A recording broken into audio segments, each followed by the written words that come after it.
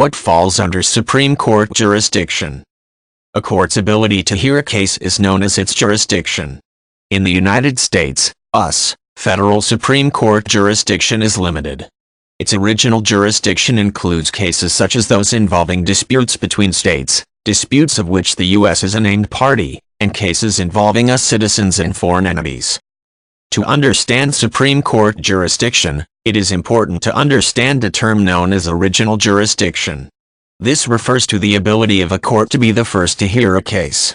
For example, the Supreme Court has original jurisdiction in any case that involves a dispute in which the U.S. government is a party.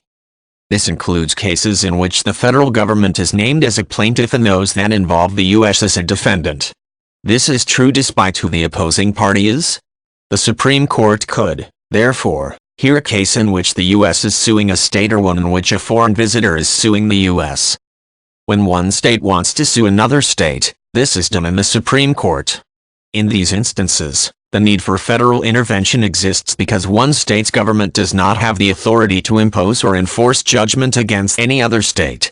Disputes that involve citizens from one state suing another state government fall under the Supreme Court's original jurisdiction. In some instances, the Supreme Court has original jurisdiction between individuals.